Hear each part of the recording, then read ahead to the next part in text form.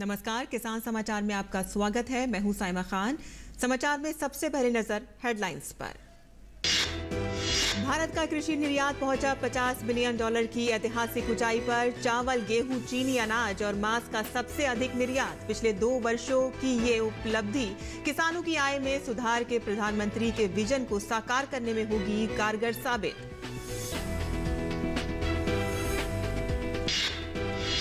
केंद्र सरकार ने देश में 15 कृषि जलवायु क्षेत्रों में बनाए 36 जैव प्रौद्योगिकी किसान केंद्र। इन क्षेत्रों में 112 आकांक्षी जिले शामिल। लोकसभा में लिखित उत्तर में विज्ञान और प्रौद्योगिकी मंत्री डॉक्टर जितेंद्र सिंह ने कहा कि इससे 2 लाख से अधिक किसानों को मिली है मदद।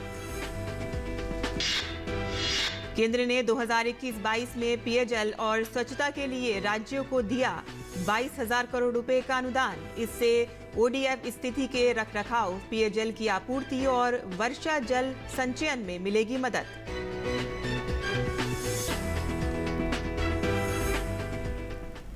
और अब समाचार विस्तार से। वर्ष 2021-22 के लिए कृषि उत्पाद का निर्यात $50 बिलियन को पार कर गया है। ये अब तक का सबसे अधिक कृषि उत्पाद निर्यात है। वाणिज्यिक जानकारी एवं सांख्यिकी महानिदेशालय द्वारा जारी अंतिम आंकड़ों के अनुसार 2021-22 के दौरान कृषि निर्यात 19.92% बढ़कर $50.21 बिलियन हो गया है।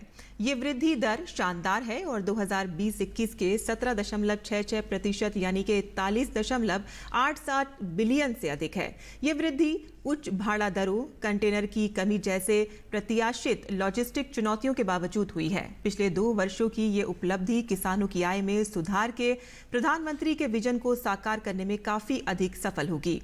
चावल $9.65 बिलियन, गेहूं $2.19 बिलियन, चीनी $4.6 बिलियन तथा अन्य अनाजों $1.08 बिलियन के लिए ये अब तक का सबसे अधिक निर्यात है। गेहूं निर्यात में अप्रत्याशित 273% की वृद्धि दर्ज की गई है, जहां 2020-21 में गेहूं निर्यात $568 मिलियन का तथा वहीं ये 2021-22 में 4 गुना बढ़कर $2,119 मिलियन हो गया है। इन उत्पादों के निर्यात में वृद्धि से पंजाब, हरियाणा, उत्तर प्रदेश, बिहार, पश्चिम बंगाल, छत्तीसगढ़, मध्य प्रदेश, तेलंगाना, आंध्र प्रदेश, महाराष्ट्र जैसे राज्यों के किसानों को लाभ हुआ है। भारत ने चावल के लिए विश्व बाजार में लगभग 50% हिस्से पर कब्जा कर लिया है। समुद्री उत्पादों का निर्यात अब तक का सबसे अधिक $7.71 बिलियन हुआ है। इससे तटीय राज्य पश्चिम बंगाल, आंध्र प्रदेश, उड़ीसा, तमिलनाडु, केरल, महाराष्ट्र तथा गुजरात के किसानों को लाभ मिला है। मसालों का निर्यात लगातार दूसरे वर्ष बढ़कर $4 बिलियन का हो गया है। आपूर्ति बाधा के बावजूद कॉफी का निर्यात पहली बार $1 बिलियन को पार कर गया है, जिससे कर्नाटक, केरल और तमिलनाडु में कॉफी उत्पादों को प्राप्ति बढ़ी है। और केंद्र सरकार ने कहा है कि देश में 15 कृषि जलवायु क्षेत्रों में 36 जैव प्रौद्योगिकी किसान केंद्र बनाए गए हैं। इन क्षेत्रों में 112 आकांक्षी जिले शामिल हैं। लोकसभा में लिखित उत्तर में विज्ञान और प्रौद्योगिकी मंत्री डॉक्टर जितेंद्र सिंह ने कहा कि इससे 2 लाख से अधिक किसानों को मदद मिली है। जैव प्रौद्योगिकी किसान केंद्र विज्ञान और प्रौद्योगिकी मंत्रालय के अंतर्गत जैव प्रौद्योगिकी विभाग और कार्यान्वित संस्थानों की संयुक्त परियोजना है। इन संस्थानों को जैव प्रौद्योगिकी विभाग वित्तीय सहायता देता है। जितेंद्र सिंह ने कहा कि पिछले 5 वर्षों में विभाग ने 66 परियोजनाओं को भी सहायता दी है। 15वें वित्त आयोग ने 2021-22 से 2025-26 की अवधि के लिए 28 राज्यों में विधिवत घटित ग्रामीण स्थानीय निकायों के लिए कुल 2,36,805 करोड़ रुपए की सिफारिश की है। आयोग ने ओडीएफ स्थिति के रखरखाव, पेयजल की आपूर्ति, वर्षा जल संचयन और जल पुनर्चक्रण के लिए 2021-22 से 2025-26 की अवधि के लिए सशर्त अनुदान के रूप में कुल 1,42,083 करोड़ रुपए की सिफारिश की है। वित्तीय वर्ष 2020-21 के लिए 15वें वित्त आयोग ने 28 राज्यों के आरएलबी को सशर्त अनुदान के रूप में 30,375 करोड़ रुपए और वित्तीय वर्ष 2021-22 के लिए 26,941 करोड़ रुपए देने की सिफारिश की थी। वर्ष 2021-22 के दौरान 31 मार्च 2022 तक कुल 26,941 करोड़ रुपए में से 21,741.3 करोड़ रुपए सशर्त अनुदान के रूप में जारी किए गए, जिसमें से 27 राज्यों को 13,429.70 करोड़ रुपए पहली किस्त के रूप में जारी किए गए हैं और 13 राज्यों को दूसरी किस्त के रूप में 8,311.33 करोड़ रुपए जारी किए गए हैं। पंचायती राज्य संस्थाओं के लिए निर्धारित कुल अनुदान में से पेयजल और स्वच्छता के क्षेत्र के लिए 60% सशर्त अनुदान के रूप में और 40% संयुक्त अनुदान के रूप में निर्धारित किया गया है और पंचायती राज संस्थान अपने विवेक से पंचायतों में बुनियादी सेवाओं में सुधार के लिए उपयोग करेंगे। दुनिया भर में जब से कोरोना महामारी का संकट आया है तो उसका सबसे अधिक असर विकासशील देशों और गरीब देशों पर पड़ा है। भारत ने सदी की सबसे बड़ी चुनौती का बाखूबी मुकाबला किया है।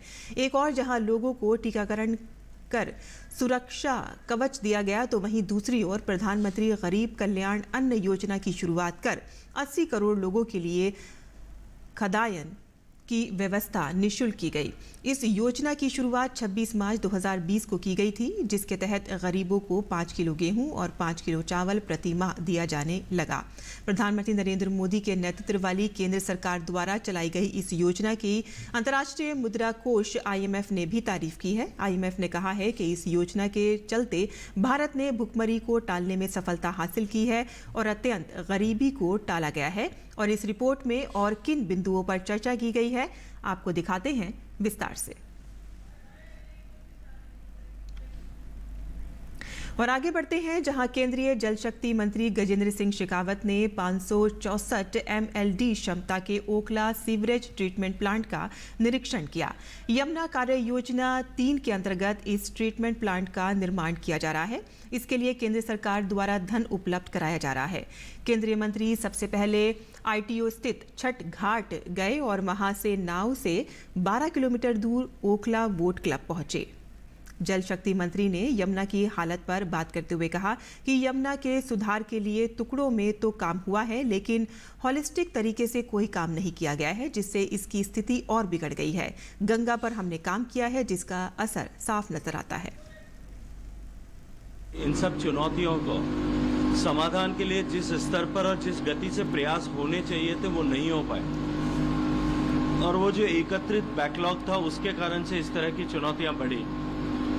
गंगा में भी ठीक इसी तरह की परिस्थितियां थी। गंगा की मुख्य धारा में 1985 से गंगा एक्शन प्लान जो प्रारंभ हुआ था तब से लेकर के 2014-15 तक माननीय प्रधानमंत्री नरेंद्र मोदी जब प्रधानमंत्री की कुर्सी पर बैठे तब तक टुकड़ों में थोड़े थोड़े एफर्ट्स हुए थे। दिल्ली में यमुना में भी इसी तरह की परिस्थिति थी, लेकिन एक हॉलिस्टिक अप्रोच के साथ में कि संपूर्ण समाधान इसका हो, इस दृष्टिकोण से काम नहीं हो पाया था और उसी के चलते ये चुनौती और बढ़ती गई और गंभीर होती गई। मैं आज खुशी के साथ में कह सकता हूं कि जिस तरह के लगभग 30,000 करोड़ रुपए के कार्यादेश जारी करके गंगा की मुख्य धारा और ट्रिब्यूटरीज पे काम हुआ है, आज गंगा में उसका प्रभाव स्पष्ट रूप से सभी को दिखाई देता है। और गजेंद्र सिंह शेखावत ने कहा कि अब यमुना के समग्र समाधान के लिए काम शुरू हो गया है। उन्होंने कहा है कि यमुना की कुल लंबाई का केवल 2% भाग दिल्ली में है, लेकिन पूरे यमुना का 80% कचरा इसी 2% यानी कि 22 किलोमीटर के भाग पर आता है। अब हमने यमुना के ऊपर भी इसी तरह से जिस तरह से गंगा में काम किया था, समग्र समाधान की दृष्टि से काम करना प्रारंभ किया है। यमुना में जो यमुना की टोटल लंबाई जो 1300 किलोमीटर है उसका केवल 2% स्ट्रेच जो है वो दिल्ली में है, और यमुना में जो टोटल 1300 किलोमीटर में पोल्यूशन लोड जो है वो ट्रांसफर होता है उसका 80% से भी ज़्यादा इस 22 किलोमीटर के स्ट्रेच में होता है। इसलिए यमुना जो कभी इस दिल्ली की स्थापना का कारण रही होगी कि नदियों के किनारे पे सभ्यताएं बसी, शहर बसे, जो इस दिल्ली के लिए वरदान थी वो दिल्ली आज इस यमुना के लिए एक अभिशाप बनी। इस समस्या का समग्र समाधान हो, इस दृष्टि से माननीय मोदी जी के नेतृत्व में देश की सरकार मिशन नमामि गंगे के तहत काम कर रही है। जो 3,380 से ज़्यादा MLD मिलियन लीटर हर दिन यहाँ सुवेज लोड ट्रांसफर होता है, उसके अध्ययन किया गया, उसमें जो गैप्स थे उनको आइडेंटिफाई किया गया। लगभग दिल्ली में जो आज की तारीख में जो परियोजनाएं सुवेज ट्रीटमेंट की फैसिलिटीज और कैपेसिटीज काम कर रही हैं वो लगभग 2500 MLD के आसपास है। इस गैप को फिल इन करने के लिए 11 प्रोजेक्ट्स पर हम लोग काम कर रहे हैं जिनकी लागत लगभग 2500 करोड़ रुपए से ज़्यादा है। और केंद्र सरकार ने जम्मू कश्मीर में जल जीवन मिशन को बढ़ावा देने के उद्देश्य से जल जीवन मिशन 2022-23 के अंतर्गत केंद्र शासित प्रदेश को 9,289 करोड़ रुपए से अधिक की राशि आवंटित की है। जल जीवन मिशन के अंतर्गत सरकार द्वारा हर घर को जल के लिए नल का कनेक्शन और जांच एवं निगरानी के माध्यम से जल गुणवत्ता प्रबंधन की क्षमता निर्माण वचनबद्धता को पूरा किया जा रहा है। जम्मू कश्मीर वित्तीय वर्ष 2022-23 तक हर घर जल की उपलब्धता प्राप्त करने वाला केंद्र शासित प्रदेश बनने का प्रयास कर रहा है। केंद्र शासित प्रदेश के कुल 18,35,000 ग्रामीण परिवारों में से 10,29,000 यानी कि 57% घरों में नल के पानी के कनेक्शन हैं। श्रीनगर और गांदरबल जिलों में एक महत्वपूर्ण उपलब्धता प्राप्त करते हुए 100% घरों में नल के पानी के कनेक्शन का लक्ष्य हासिल कर लिया गया है।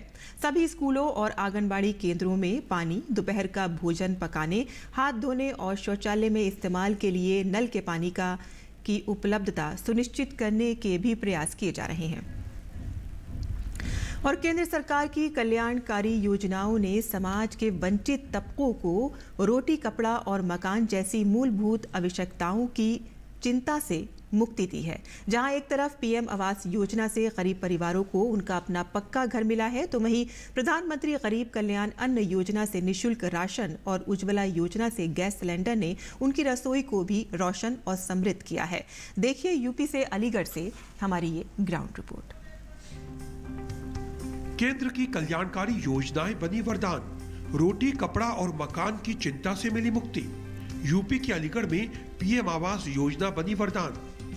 20,000 से ज्यादा परिवारों को मिला अपना घर।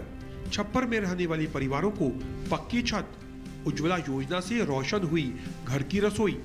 गरीब कल्याण अन्न योजना से मिल रहा है मुफ्त राशन। केंद्र की कल्याणकारी योजनाओं ने समाज के वंचित तबके की मूलभूत समस्याओं को दूर करने का काम किया है। उत्तर प्रदेश के जनपद अलीगढ़ में पीएम आवास योजना से गरीब परिवारों का अपने घर का सपना पूरा हुआ है। अलीगढ़ जिले के शहरी क्षेत्र में करीब 20,000 से अधिक परिवारों को अपना पक्का घर मिला है, तो वहीं ग्रामीण क्षेत्र में भी 4,000 से अधिक लोगों को उनके पक्के घर दिए गए हैं। 20,658 लोगों को लाभ दिया है और इस योजना के साथ साथ हमने जो आपके अन्य विभागों की संचालित केंद्रीय योजनाएं हैं उन योजनाओं में भी, जैसे उज्ज्वला योजना है, आयुष्मान भारत कार्ड है और अन्य तरह की समाज कल्याण की तमाम योजनाओं से भी उनको लाभान्वित किया गया है। और मेरे पास प्लॉट था, मकान नहीं था, छप्पर डाल के रह रही थी मैं। अब मुझे सरकार की तरफ से 2.5 लाख रुपया मिल गया, मकान भी बना लिया और बच्चों को लेके रह भी रही हूँ। राशन भी फ्री मिल रहा है और गैस भी मिल गई। मेरा ये खाली प्लाट था, इसमें हमने टीन डाल रखी थी, उसमें हम रह रहे थे करीब 15-16 साल से। और अब जो है प्रधानमंत्री जी की योजना चली उसमें हमें 2.5 लाख रुपया मिला, उससे हमने अपना पक्का मकान बना लिया। अब हम आराम से रह रहे हैं। प्रधानमंत्री आवास योजना केवल मकान देने की योजना भर नहीं है, बल्कि ये योजना समाज के गरीब तबके को उनका खोया हुआ आत्मविश्वास लौटाने का एक प्रयास है। अपना घर मिलने के साथ ही इन परिवारों को पीएम उज्ज्वला योजना से गैस सिलेंडर और गरीब कल्याण अन्न योजना से राशन भी मिल रहा है, जिससे इनकी रसोई भी रोशन हो गई है। हम जब से छप्पर डाल के रह रहे थे, अपना पैसे नहीं थे तो हम कैसे बनाते थे। जब मोदी जी ने 2.5 लाख रुपया दिया है तो उससे अब हमने पक्का मकान बना लिया है। अब हम उसमें खुश रह रहे हैं सही, और हमको राशन भी 2 दफ़े फ्री मिल लिया है। मेरा प्लॉट था खाली, बनाने के लिए 2.5 लाख रुपया मिला है मोदी जी की तरफ से। राशन भी फ्री मिल रहा है, पक्के मकान में रह रही हूँ। मोदी जी का धन्यवाद। मुझ पे प्लॉट था, मैंने उसमें टीन डाल के 12 साल काटी थी।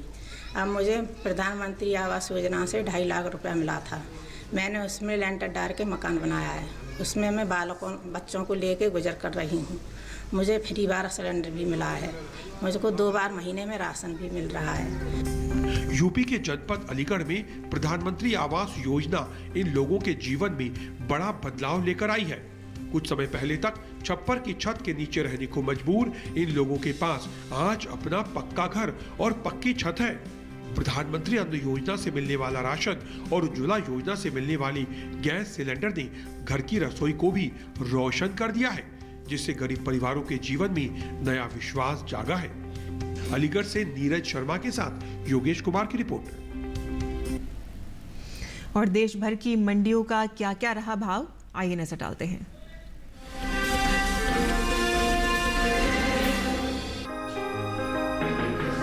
भारत दुनिया में हल्दी का सबसे बड़ा उत्पादक और निर्यातक है। दुनिया का 60% हल्दी का निर्यात केवल भारत ही अंतर्राष्ट्रीय बाजार में करता है। वहीं इस साल अंतर्राष्ट्रीय बाजार में हल्दी की मांग जोर पकड़ रही है। साल 2020-21 में हल्दी का निर्यात बीते 5 सालों के मुकाबले सबसे ज्यादा रहा है। वहीं इस साल हल्दी का निर्यात बीते साल के मुकाबले करीब 20% से ज्यादा बढ़ा है। भारतीय मसाला बोर्ड की ओर से जारी आंकड़ों के अनुसार वित्त वर्ष 2016-17 में हल्दी का कुल निर्यात 1,16,500 टन का हुआ था। वहीं साल 2017-18 के दौरान हल्दी का निर्यात 1,07,300 टन रहा। हालांकि साल 2018-19 के दौरान हल्दी के निर्यात में बढ़ोतरी हुई और निर्यात 1,33,000 टन के पार पहुंच गया।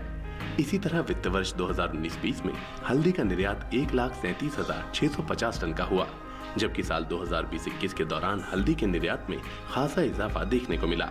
इस साल हल्दी का निर्यात बीते सालों के मुकाबले 45,350 टन बढ़कर 1,83,000 टन के पार पहुंच गया है। आपको बता दें कि भारत हल्दी का निर्यात France, Germany, America, England, Japan, Netherlands, अरब और ऑस्ट्रेलिया के अलावा दूसरे कई देशों में करता है। भारत में हल्दी की सबसे ज्यादा खेती आंध्र प्रदेश में होती है। इसके बाद उड़ीसा और तमिलनाडु का स्थान आता है। महाराष्ट्र में भी हल्दी की खेती होती है। आंध्र प्रदेश का देश के हल्दी उत्पादन में करीब 40% का योगदान है। इसके अलावा केरल, कर्नाटक, पश्चिम बंगाल, गुजरात, मेघालय और असम में भी हल्दी की खेती की जाती है। हर साल भारतीय मसालों की मांग अंतर्राष्ट्रीय बाजार में बढ़ती जा रही है। निर्यात को देखते हुए देश के किसानों ने मसालों की खेती पर जोर दिया है। यही वजह है कि इस साल कुल मसालों की पैदावार में अच्छा इजाफा हो सकता है। कृषि मंत्रालय की ओर से बागवानी फसलों के लिए जारी तीसरे अग्रिम अनुमान के मुताबिक देश में साल 2019-20 के दौरान 1,01,37,000 टन मसालों की पैदावार हुई थी, जबकि साल 2020-21 के दौरान कुल मसालों की पैदावार में 5,42,000 टन की बढ़त हो सकती है और कुल उपज 1,06,00,000 टन के पार जा सकती है। कुल मसालों की उपज में मिर्च, जीरा, धनिया, अदरक, हल्दी और काली मिर्च की हिस्सेदारी सबसे ज्यादा रही है। वहीं हल्दी की पैदावार पर नजर डालें तो इस साल हल्दी की उपज में कमी आ सकती है। साल 2020-21 के दौरान देश में हल्दी की उपज में 5% से ज्यादा की कमी आने का अनुमान जताया गया है। कृषि मंत्रालय की ओर से बागवानी फसलों के लिए जारी तीसरे अग्रिम अनुमान के मुताबिक इस साल देश भर में हल्दी की पैदावार 10,64,000 टन होने का अनुमान है, जबकि बीते साल की समान अवधि के दौरान उपज 11,53,000 टन ही रही थी।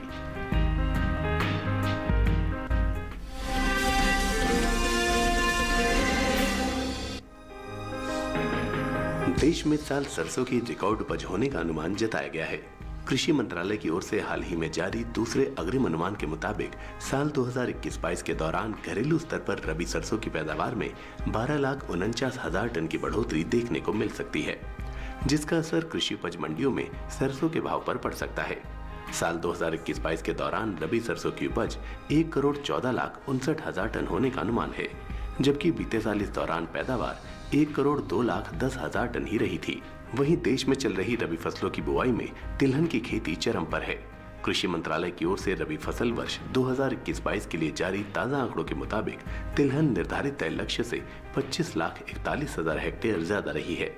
कुल तिलहन की बुआई 1 करोड़ हेक्टेयर के पार पहुंच गई है, जबकि बीते साल की समान अवधि के दौरान बुआई 83,69,000 हेक्टेयर में ही हो पाई थी। यानी कुल तिलहन की बुआई में 19,10,000 हेक्टेयर की बढ़त देखने को मिली है। दूसरी रबी फसलों के मुकाबले सबसे ज्यादा बढ़ोतरी तिलहन के क्षेत्र में देखने को मिल रही है। सरकार की कोशिशों और इस साल बाजार में मिली अच्छी कीमतों को देखते हुए देश के किसानों का रुझान सरसों की खेती की तरफ बढ़ा है। किसानों ने इस बार सरसों न्यूनतम समर्थन मूल्य से लगभग दोगुने भाव पर बेची है, जिसका असर सरसों के रकबे पर देखने को मिल रहा है। यही वजह है कि रबी तिलहनी फसलों में सरसों की बुआई बड़े पैमाने पर हुई है। रबी फसल वर्ष 2021-22 में सरसों की बुआई 18,51,000 हेक्टेयर बढ़कर 91,63,000 हेक्टेयर में हो चुकी है, जबकि बीते साल इस दौरान बुआई का रकबा 73,12,000 हेक्टेयर ही रहा था। वही बात सरसों के हाजिर भाव की करें तो एगमार्क नेट के अनुसार कर्नाटक की शिमोगा मंडी में 5 अप्रैल को सरसों का भाव रहा 8,500 रुपए। 6 अप्रैल को उसके भाव में कोई बदलाव नहीं आया और भाव 8,500 रुपए पर बना रहा। वहीं मध्य प्रदेश की कुजनेर मंडी में इस दौरान सरसों के सौदों में नरमी के साथ कारोबार हुआ। यहाँ 5 अप्रैल को सरसों का भाव था 6,350 रुपए। 6 अप्रैल को उसके सौदे 50 रुपए लुढ़क कर 6,300 रुपए पर हुए। राजस्थान की लालसोट मंडी में 5 अप्रैल को सरसों का भाव रहा 6,714 रुपए। 6 अप्रैल को उसके सौदों में 86 रुपए की तेजी आई और भाव 6,800 रुपए पर जा पहुंचा। इसी तरह उत्तर प्रदेश की अलीगढ़ मंडी में भी सरसों के भाव में मजबूती देखने को मिली। यहाँ 5 अप्रैल को सरसों का भाव था 6,200 रुपए। 6 अप्रैल को उसके भाव में 20 रुपए का उठाव आया और भाव हो गया 6,220 रुपए।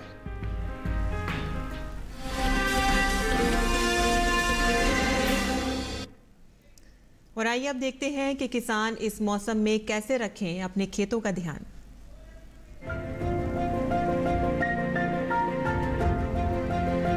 कर्नाटक में गन्ने की कटाई करें।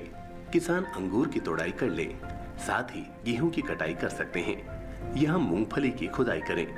इसके अलावा टमाटर के खेत में सिंचाई करते रहें। टमाटर की तोड़ाई भी कर लें।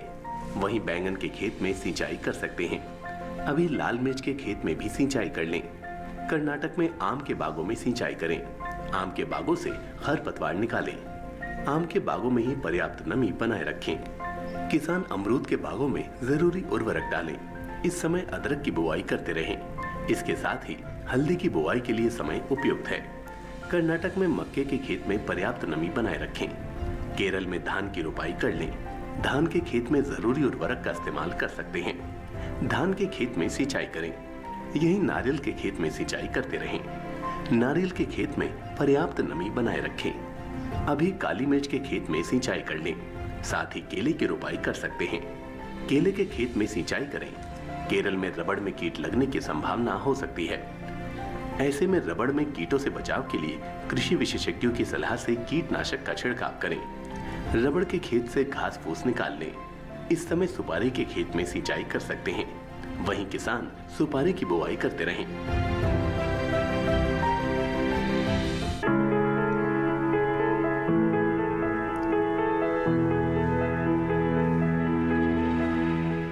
ये समय बैंगन की बुआई के लिए अनुकूल है। बैंगन की बुआई करने से पहले खेतों को अच्छी तरह तैयार कर ले।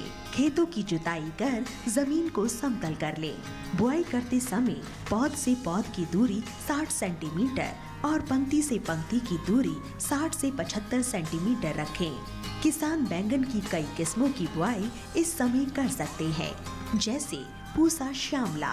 बैंगन की ये किस्म लंबे आकार की होती है। इस किस्म की बुआई पंजाब, उत्तर प्रदेश, बिहार और झारखंड में कर सकते हैं। इस किस्म की 1 हेक्टेयर में 390 क्विंटल पैदावार ले सकते हैं। इसकी शाखाएं सीधी होती है और पौधा कांटा रहित होता है। पूसा पर्पल क्लस्टर की बुआई भी की जा सकती है। ये किस्म उत्तरी भारत के मैदानी और पर्वतीय इलाकों के लिए अच्छी होती है। 1 हेक्टेयर में 200 क्विंटल पैदावार ली जा सकती है। इसकी लंबाई 10 से 12 सेंटीमीटर होती है। इसका रंग गहरा बैंगनी होता है। इसके अलावा पूसा अंकुर की बुआई की जा सकती है। इस किस्म का आकार गोल होता है। पूसा अंकुर राजस्थान, गुजरात, हरियाणा, दिल्ली, मध्य प्रदेश और महाराष्ट्र में लगाने के लिए काफी अच्छी है। 1 हेक्टेयर में 350 क्विंटल फसल ली जा सकती है। पूसा उत्तम भी लगा सकते हैं। इसका आकार भी गोल होता है।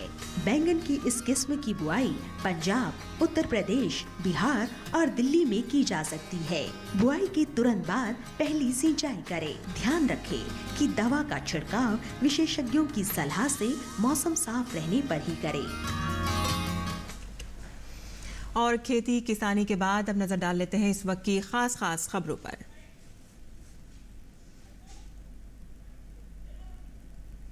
विश्व स्वास्थ्य दिवस के अवसर पर आयुष मंत्रालय ने बृहस्पतिवार को नई दिल्ली स्थित लाल किले पर अंतर्राष्ट्रीय योग दिवस से 75 दिन पहले योग उत्सव का आयोजन किया। इस कार्यक्रम में लोकसभा अध्यक्ष ओम बिरला, केंद्रीय मंत्री सर्बानंद सोनोवाल और भूपेंद्र यादव समेत तमाम गणमान्य शामिल हुए।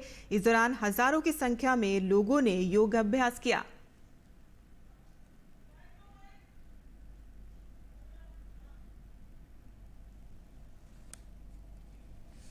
भाजपा बृहस्पतिवार से सामाजिक न्याय पखवाड़ा मना रही है। 20 अप्रैल तक पार्टी के कार्यकर्ता सरकार की कल्याणकारी योजनाओं की जानकारी देने के लिए बूथ, ब्लॉक और जिला स्तर पर कार्यक्रम आयोजित करेंगे। पार्टी 9 अप्रैल को समाज सुधारक ज्योतिबा फूले और 14 अप्रैल को डॉक्टर भीमराव अंबेडकर की जयंती पर व्यापक कार्यक्रम आयोजित करेगी। राष्ट्रीय परीक्षण एजेंसी NTA ने national eligibility cum entrance test NEET के लिए शेड्यूल जारी कर दिया है। नीट UG परीक्षा 17 जुलाई को आयोजित की जाएगी। नीट UG 2022 के लिए आवेदन 6 अप्रैल से शुरू हो गए हैं। उम्मीदवार 6 मई तक वेबसाइट neet.nta.nic.in पर जाकर ऑनलाइन फॉर्म भर सकते हैं। ये परीक्षा भारत के 543 शहरों और विदेश के 14 शहरों में होगी। परीक्षा 13 क्षेत्रीय भाषाओं में भी आयोजित की जाएगी। राष्ट्रपति रामनाथ कोविंद ने नीदरलैंड दौरे में वहां के भारतीय समुदाय के लोगों को संबोधित किया। राष्ट्रपति ने इस बात पर प्रकाश डाला कि पिछले 7 दशकों में भारत और नीदरलैंड के बीच संबंधों में कैसे मजबूती आई है। राष्ट्रपति ने कहा है कि भारत ने बीते कुछ वर्षों में भारतीय समुदाय के लोगों के साथ संबंधों को मजबूत बनाया और उनकी जरूरतों को पूरा करने के लिए महत्वपूर्ण कदम उठाए हैं। केंद्रीय वाणिज्य मंत्री पीयूष गोयल ने सिडनी में न्यू साउथ वेल्स यूनिवर्सिटी के छात्रों के साथ संवाद किया। पीयूष गोयल ने न्यू साउथ वेल्स यूनिवर्सिटी को भारत में अपने पदचिह्न का विस्तार करने और दोनों पक्षों के छात्रों को लाभ प्राप्त करने में सक्षम बनाने के लिए आमंत्रित किया। केंद्रीय परमाणु ऊर्जा और अंतरिक्ष राज्य मंत्री डॉक्टर जितेंद्र सिंह ने कहा कि सरकार ने भविष्य में परमाणु ऊर्जा संयंत्र को लगाने के लिए 5 नए स्थलों को सैद्धांतिक रूप से मंजूरी दे दी है। डॉक्टर सिंह ने बताया है कि सरकार ने स्वदेश में निर्मित 700 मेगावाट वाले गुरु जल के 10 रिएक्टर PHWR के निर्माण के लिए प्रशासनिक और वित्तीय स्वीकृति प्रदान की है। स्वास्थ्य मंत्रालय ने मुंबई में कोरोना वायरस के नए वेरिएंट XE का पहला मामला पाए जाने की खबर का खंडन किया है। मंत्रालय ने कहा है कि कोरोना के इस नए वेरिएंट की जीनोम सीक्वेंसिंग जांच की गई थी। जांच रिपोर्ट में XE वेरिएंट की कोई लक्षण नहीं पाए गए हैं। मंत्रालय की ओर से ये बयान बृहन्मुंबई नगर निगम द्वारा शहर में XE वेरिएंट का एक नया मामला पाए जाने की खबर देने के बाद जारी किया गया है।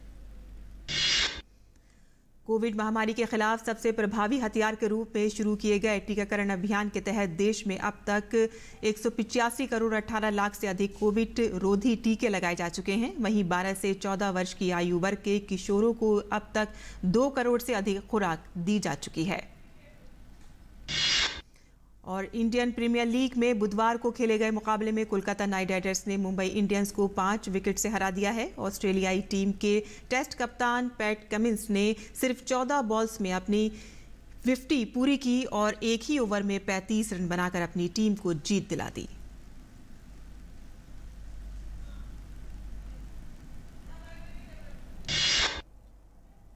और किसान समाचार में आज के लिए बस इतना ही। अनुमति दें। नमस्कार।